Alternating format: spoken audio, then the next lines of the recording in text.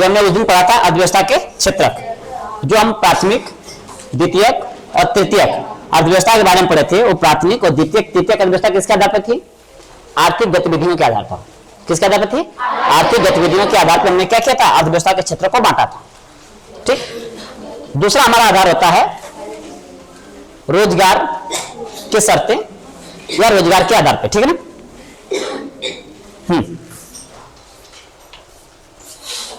तो इसका है दूसरा क्या है? रोजगार के प्रकृति के आधार पर। रोजगार की प्रकृति के आधार पर क्षेत्रक हमारे दो होते हैं। पहला क्या होता है? संगठित। पहला क्या होता है?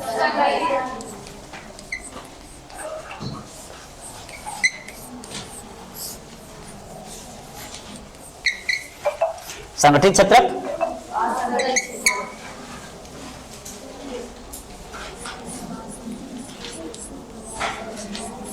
असंगठित क्षेत्र। देखो, इसको जो संगठित क्षेत्रक है, इसके अन्य नाम से हम इसको क्या बोलते हैं? हम इसको बोल सकते हैं औपचारिक। क्या बोलते हैं? औपचारिक। ये औपचारिक क्या होता है?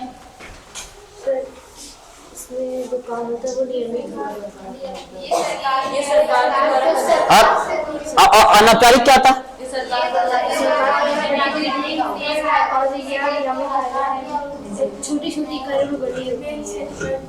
देखो ध्यान समझना, औपचारिक वो होता है जिसका अपना एक नियम, एक पैटर्न होता है, जिसका आपके पास कोई लिखित एविडेंस होता है, उसको बोलते हैं औपचारिक।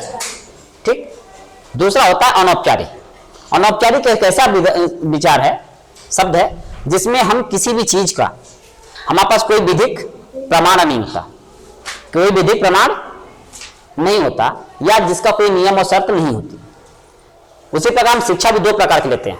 तो हमारी प्रथम शिक्षक कौन है? आपके माता होती है। सबसे प्रथम औपचारिक शिक्षक कौन होती है? अनौपचारिक शिक्षक कौन होती है? माँ होती है। वो आपको शिक्षा तो देती है, लेकिन उसका कोई पैटर्न है कि कब क्या देगी, नहीं देगी। लेकिन स्कूल में क्या है? स्कूल में आपको क्या दी जाती है? औपचारिक शिक्षा दी जाती है। उसका एक निश्चित पैटर्न है कि किसके बाद क्या होगा, इसके बाद क्या होगा। उसी प्रकार जो संगठित क्षेत्रक होते हैं, संगठित क्षेत्रक में काम के नियम पहले से पूर्व निर्धारित होते हैं। ठीक है ना? रोजगार के नियम क्या होते हैं? पूर्व निर्धारित होते हैं। इसमें क्या होता है? पूर्व निर्धारित नियम होते हैं। पूर्व निर्धारित नियम होते हैं। इस नियम में होता क्या है? नियुक्ति क्या होती है? नियुक्ति, कार्य के घंटे, कार्यावधि लिख लो इसको, कार्य अवधि,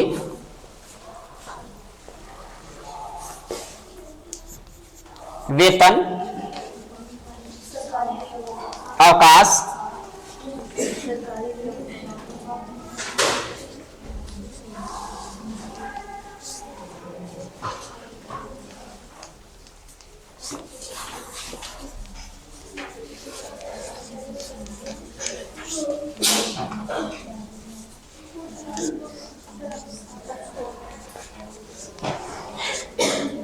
समझे ना? इसमें क्या क्या? इसमें देखना पूरे नियम होते हैं इसके। इसमें नियुक्ति कैसे होगी किसी की? नियुक्ति में मतलब कि नियुक्ति और हटाने की प्रक्रिया, अगर वो काम व्यक्ति अपना ढंग से काम नहीं करता तो उसको हम किस प्रकार उस सिस्टम से उसको बाहर निकाल सकते हैं। दूसरा चीज क्या? कार्यावधि। आपका कार्यावधि क्या है? निर्धारित, कि आपको इतनी देर ही काम करना। अगर आप उससे अधिक काम करोगे तो उसके लिए आपको एक्स्ट्रा पेमेंट मिलेगी।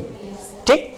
वेतन, आपको कितना काम का कितना वेतन मिलेगा, वेतन का भुगतान क्या होगा, वेतन की शर्तें क्या क्या होंगी, उस वेतन में क्या क्या इंक्लूड होगा। अवकाश, आपको काम के बदले जो अवकाश है वो कितना मिलेगा, क्या वीकली अवकाश मिलेगा कि मंथली अवकाश मिलेगा, पूरे साल में कितना अवकाश मिलेगा, आपको कितने अवकाश सवैतनिक मिलेंगे, मतलब आप काम पे नहीं फिर भी आपको तनख्वाह मिलेगी। दूसरे में क्या है कि आप काम पे नहीं है तो कैसे क्या कंडीशन होगी। कर्मचारी कल्याण, कर्मचारी कल्याण मतलब समझे? वेलफेयर, वेलफेयर का मतलब कि आपको आवास कितना मिलेगा, आप रिटायरमेंट हो गए तो रिटायरमेंट के बाद लोगों को फंड बोनस मिलता है ना, फंड मिलता है, बोनस मिलता है, पेंशन मिलता है, इन सबकी सुविधाएं क्या होती हैं? उसमें पूर्व निर्धारित होती है। ठीक है, सुविधाएं पूर्व क्या होती हैं, पहले से निर्धारित होती हैं। ऐसे क्षेत्र को हम क्या बोलते हैं, बोलते संगठित क्षेत्र।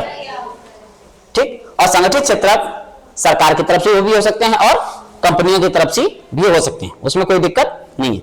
निजी क्षेत्र क्या, असंगठित क्षेत्र में क्या होता है, कार्य के घंटे निर्धारित नहीं होते, न कार्य की स्थिति निर्धारित होती है, बस में ना, और ये संगठित भी नहीं होते। ये क्या होते हैं, छोटे छोटे इकाइयों में बटे होते हैं, छोटे छोटे इकाइयों में क्या होते हैं, बटे होते हैं। तो उसको हम क्या बोलते हैं, उसको हम बोलते हैं असंगठित क्षेत्र। जैसे आपके यहाँ दुकानदार है ना, ठेला लगाने वाला दुकानदार, ये सब क्या है, ये सब असंगठित क्षेत्र के अंदर आएंगे।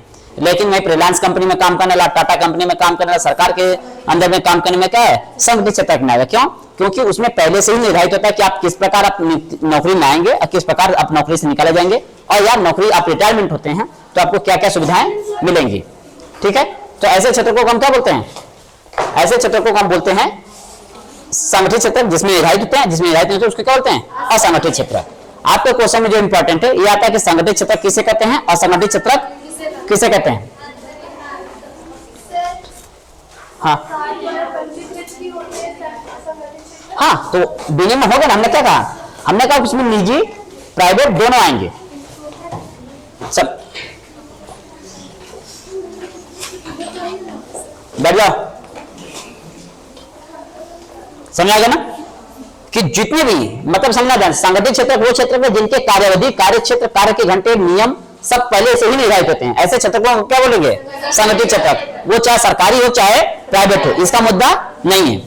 दूसरा क्या होता है, असंगठित क्षेत्र, जिसमें कार्य के घंटे, कार्य की स्थितियां, सुविधाएं इत्यादि पहले से निर्धारित नहीं थी। इन सब में क्या थी, ये सब नहीं होते। बस समझ गए। जब भी आपको क्वेश्चन आता है संगठित क्षेत्र किसे कहते हैं, साफ सीधे लिखो संगठित क्षेत्र क्या ऐसा क्षेत्र है जिसमें क्या है, कार्यावधि पूरे घंटे पहले से ही क्या होते हैं, उसके नियम शर्तें पहले से ही निर्धारित होते हैं। असंगठित क्षेत्र क्या होते हैं, जिनके नियम पहले से निर्धारित नहीं होते। बस समझ गए। और अंतर आएगा तो फिर इन्हीं से बेस के आधार पर हम अंतर बता सकते हैं। तीसरा एक था, तीसरा क्या था,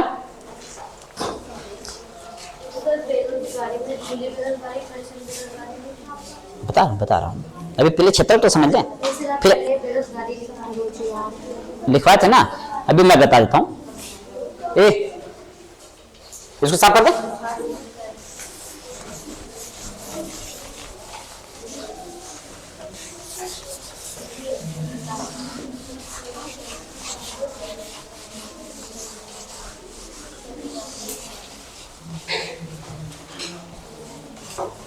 तीसरा क्षेत्र क्या था, तीसरा स्वामित्व के आधार पर, क्या है,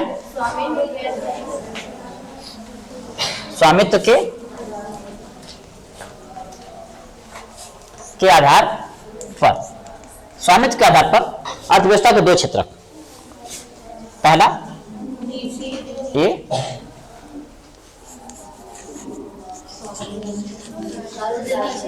सार्वजनिक या जिसको सरकारी क्षेत्र भी कहीं कहीं कहा जाता है,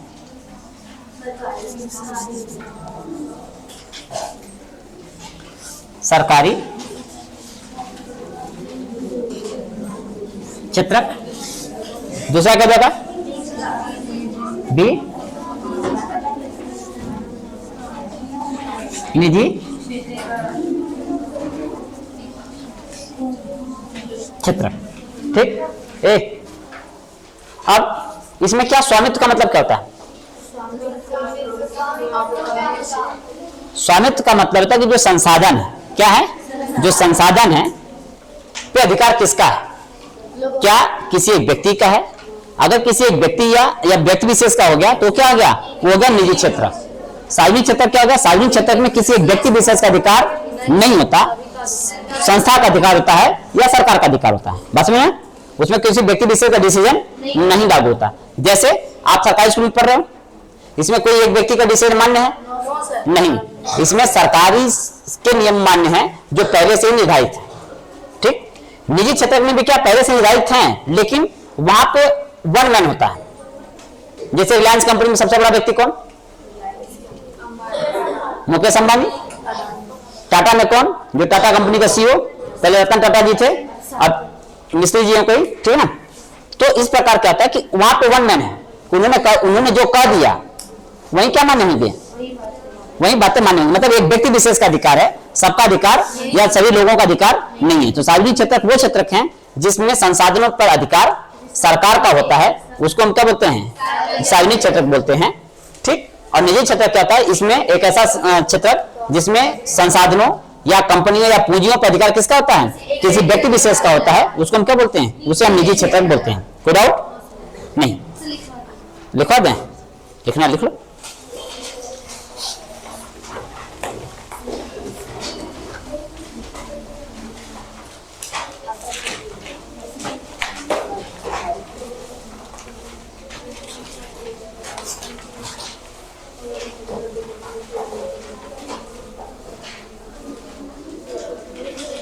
ये तीसरा स्टेप की बात कर रहे हैं हम लोग। प्राथमिक तो बता दिया था, प्राथमिक, द्वितीयक और तृतीयक। दूसरा बता संगठित और असंगठित, और तीसरा क्या है, सार्वजनिक और निजी क्षेत्र।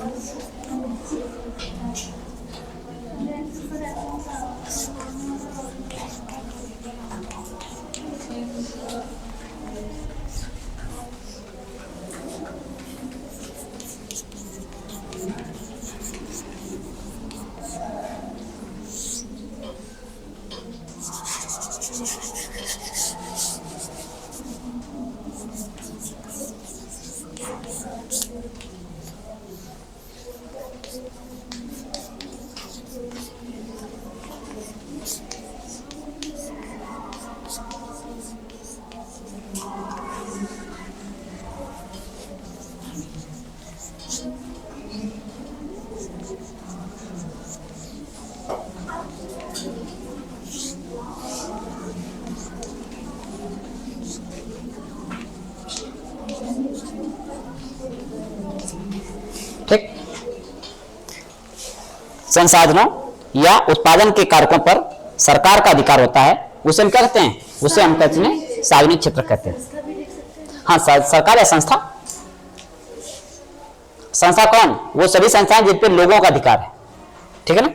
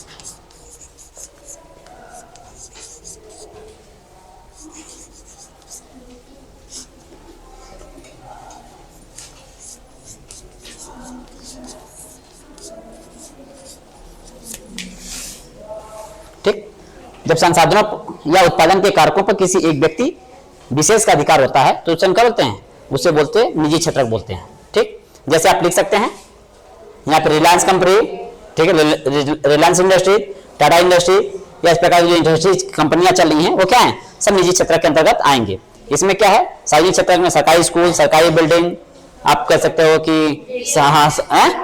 रेलवेज, रिम्स, ये सब क्या है, ये सब सरकारी क्षेत्र के अंतर्गत आएंगे।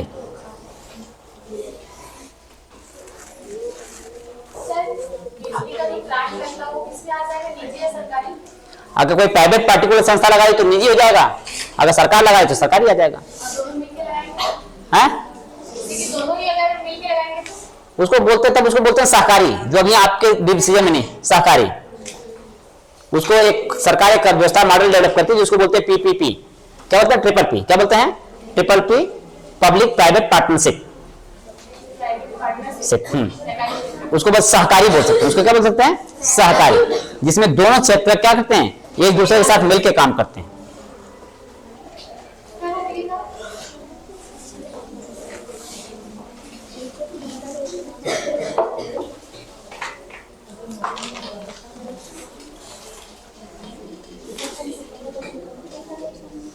कल रोजगार और जीडीपी लिखा दिया था ना, तीनों क्षेत्रों की तुलना के लिए हम किसका प्रयोग करते हैं? रोजगार और जीडीपी का। किसका हो गया था कि नहीं हुआ था? नहीं हुआ था?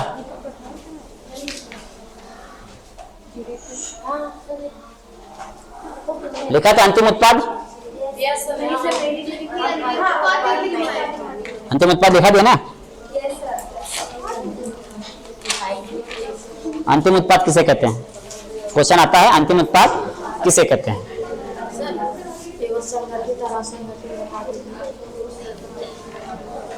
देखो लिख लिया सभी लोग?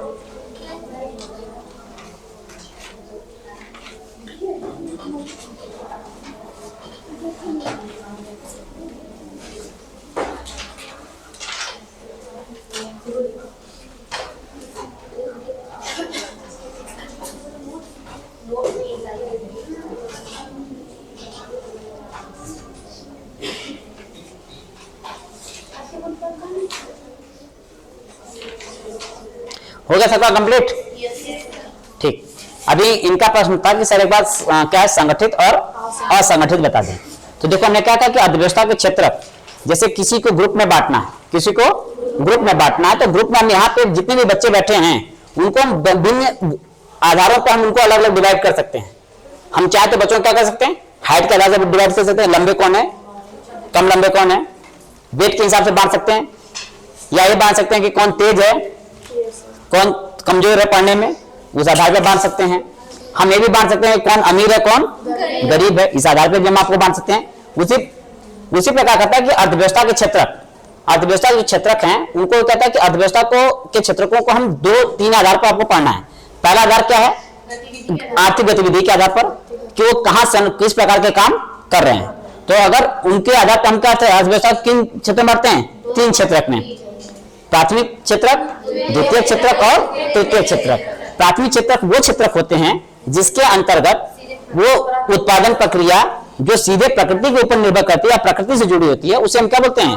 उसे हम प्राथमिक क्रियाएं या प्राथमिक क्षेत्रक बोलते हैं। ठीक। दूसरा कहता है द्वितीय क्षेत्रक का क्या है? द्वितीय क्षेत्रक वो क्षेत्रक है जो प्राथमिक क्षेत्रकों से प्राप्त उत्पाद में परिवर्तन करके उसकी उपयोगिता में वृद्धि करता है, द्वितीय क्षेत्रक कहलाता है। बस समझे? वो क्या कहता है? प्राथमिक क्षेत्रक से जो भी उसको उत्पाद मिलते हैं, द्वितीय क्षेत्रक क्या कहता है? उसमें परिवर्तन करके, उसको मॉडिफाई करके उसकी उपयोगिता में क्या करता है? वृद्धि कर देता है। जैसे रुई प्राप्त करना, रुई का उत्पादन जो होता है ना, कपास, कपास का उत्पादन करना प्राथमिक क्रिया, खेत से बनाना।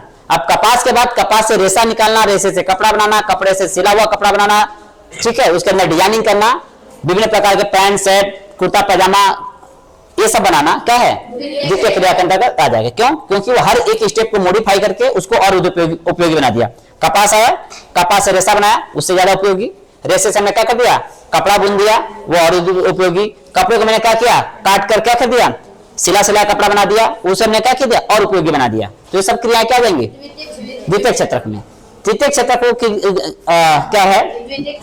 में जो प्राथमिक और द्वितीय दोनों क्षेत्रकों क्या करता है? हेल्प करता है। उसको क्या बोलते हैं? उसको बोलते हैं सेवा क्षेत्रक। वो किसी वस्तु का उत्पादन नहीं करता। आपके पास क्वेश्चन आता है कि तृतीय, ध्यान से कहता है कि तृतीय क्षेत्रक अन्य 2 क्षेत्रकों से अलग कैसे है? तो अन्य 2 क्षेत्रकों में वस्तुओं का उत्पादन होता है, लेकिन तृतीय क्षेत्र में किसी वस्तु का उत्पादन नहीं होता। मतलब उत्पादन प्रक्रिया में लोग क्या करते हैं? सहायता प्रदान करते हैं, हेल्प प्रदान करते हैं। इसलिए क्या है? तृतीय क्षेत्रक अन्य 2 क्षेत्रकों से अलग होता है। ठीक, वो हो गया आर्थिक गतिविधि के आधार पे। दूसरा जो क्लासिफिकेशन आपकी किताब में दिया है, वर्गीकरण दिया है, वो दिया है संगठन के आधार पे, रोजगार के प्रकृति के आधार पे कि लोग किस प्रकार का काम कर रहे हैं, किस प्रकृति में काम कर रहे हैं, किस नेचर में काम कर रहे हैं। तो कहते हैं कि लोग सामान्यतः वहां पे 2 क्षेत्रक होते हैं। कौन से? संगठित क्षेत्रक और असंगठित क्षेत्रक। संगठित क्षेत्रक वो क्षेत्रक हैं जहां पे कार्य के घंटे, वेतन, उनकी कार्य की स्थिति, श्रमिकों के कल्याण, ये सब चीजें पूर्व निर्धारित होती हैं। मतलब उन सेक्टर में सारे काम क्या होते हैं? औपचारिक होते हैं। सारे काम कहते हैं औपचारिक होते हैं, मतलब पूर्व निर्धारित होते हैं। बाद में उसको कोई परिवर्तन नहीं किया जा सकता। बात समझे? तो उसको क्या बोलते हैं?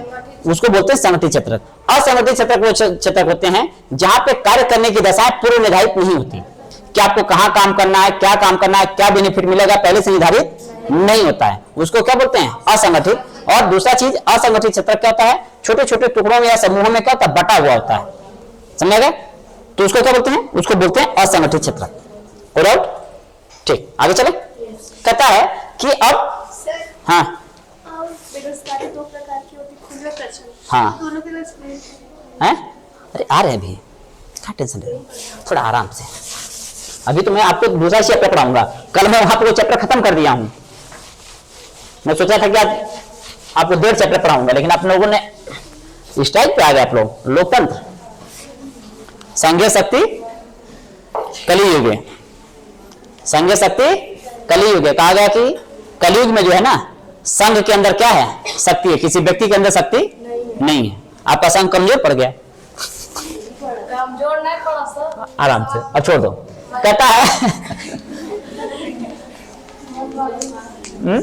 तीनों क्षेत्रकों की तुलना, क्या कहता है? तुलना। कहता है तीनों क्षेत्रकों में महत्वपूर्ण क्षेत्र कौन है? महत्वपूर्ण क्षेत्र कौन है? कहता है कि महत्वपूर्ण क्षेत्र ज्ञात करने के लिए हम दो विधि का प्रयोग करते हैं। किसका प्रयोग करते हैं? दो चीजें हम देखते हैं। पहला देखते हैं आपकी किताब के अनुसार जीडीपी में योगदान, जीडीपी में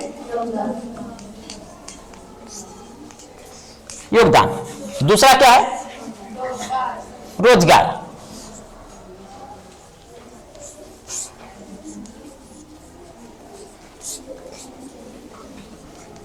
ध्यान समझना। कहते हैं तीनों क्षेत्रों की तुलना करने के लिए हम दो चीजों को ध्यान देखते हैं कि कौन सा क्षेत्र महत्वपूर्ण है। जैसे कल हो रहा था ना कि सर यहाँ पे बच्ची बैठी तो बोले सर सबसे महत्वपूर्ण क्या है? तृतीय क्षेत्रक है। तृतीय क्षेत्रक। हमने कहा क्यों महत्वपूर्ण है? तो उसने बात जवाब नहीं दे पाई। रीजन क्या था कि देखो जीडीपी क्या होता है? सकल घरेलू उत्पाद क्या होता है? ध्यान से,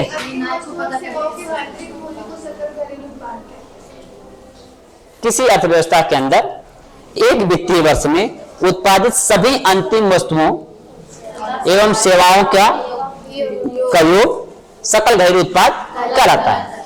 अब इसमें दो तीन चीजें हैं। अर्थव्यवस्था, जानते हैं आप अर्थव्यवस्था क्या होती है? जीवन जीने की आर्थिक व्यवस्था तो अर्थव्यवस्था है। ये सभी गतिविधियां जो अपने जीवन को संपन्न करने के लिए करती हैं। देखो ठीक है, आप लोगों का एग्जाम्पल सही है, इसमें आपको कोई दिक्कत नहीं है। देखो अर्थव्यवस्था का मतलब होता है धन की व्यवस्था। ठीक, अर्थव्यवस्था एक ऐसी प्रणाली है जिसके माध्यम से क्या है? वस्तुओं एवं सेवाओं या उत्पादन के कारकों का हस्तांतरण एक व्यक्ति से दूसरे व्यक्ति की तरफ होता है। उस व्यवस्था को क्या बोलते हैं? उस व्यवस्था को अर्थव्यवस्था बोलते हैं। कि जो उत्पादन के कारक कौन कौन से? 9th क्लास में लोग पढ़ चुके हैं। उत्पादन के कितने कारक?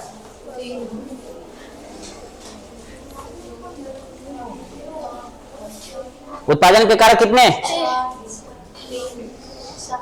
4। कौन कौन से? हाँ हाँ,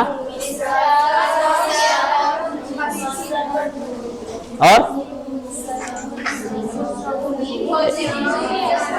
एक ध्यान से देखो, सामान्यतः कहा जाता है कि उत्पादन के 5 कारक होते हैं। उत्पादन के 5 कारक होते हैं, लेकिन कभी कभी क्या जो चौथा 5वां कारक है दोनों एक ही होता है।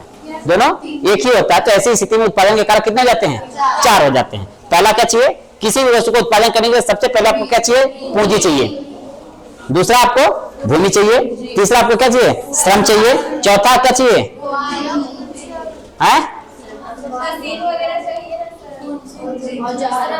इन चारों को एक जगह लेके आएगा कौन?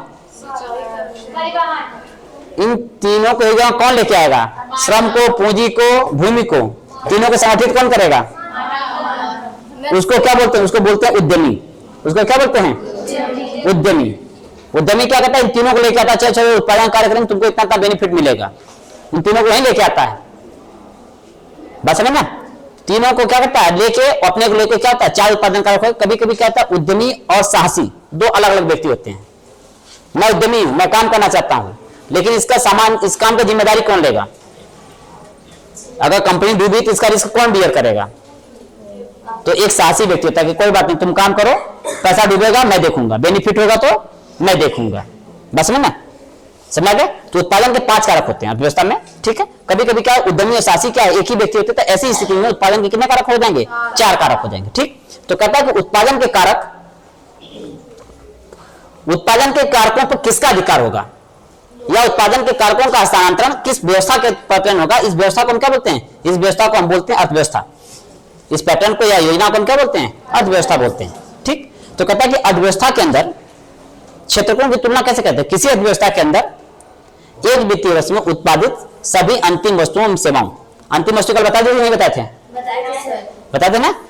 अंतिम वस्तुएं वो वस्तु होती हैं जो उत्पादन प्रक्रिया से एक चरण से दूसरे चरण के क्रम में क्या करती हैं? बाल उपभोग के लिए निकलती रहती हैं, उसे हम क्या बोलते हैं? अंतिम वस्तुएं कहते हैं। बस में ना, तो जीडीपी हो गया। कहता है कि अब जीडीपी में योगदान, जीडीपी में योगदान, कहता है कि हम ये देखते हैं कि जीडीपी में किसका योगदान ज्यादा है। क्या प्राथमिक क्षेत्र का योगदान ज्यादा है, या द्वितीय क्षेत्र का योगदान है, या तृतीय क्षेत्र का योगदान ज्यादा है, ठीक। डेटा लिखो जीडीपी, इसके बारे में लिखो, जो डेटा आपकी किताब में दिया हुआ है लिखो। 1973-74 करवा दिए थे, रोजगार भी बता दिया था, डेटा समझ में आ गया? समझना? तो देखो ध्यान से कि अर्थव्यवस्था को जो ध्यान से, जैसे जैसे अर्थव्यवस्था विकास की तरफ जाती है, जैसे जैसे अर्थव्यवस्था क्या करती है? विकास की तरफ बढ़ती जाती है, तृतीय क्षेत्र का महत्व क्या होता है? बढ़ता जाता है। और तृतीय क्षेत्र का अर्थव्यवस्था में जीडीपी में योगदान के आधार पर ही हम इस बात को डिसाइड करते हैं कि क्या विकास हुआ या विकास नहीं हुआ। बस में ना, जब देश विकसित होता है तो सबसे अधिक कारक क्या होता है?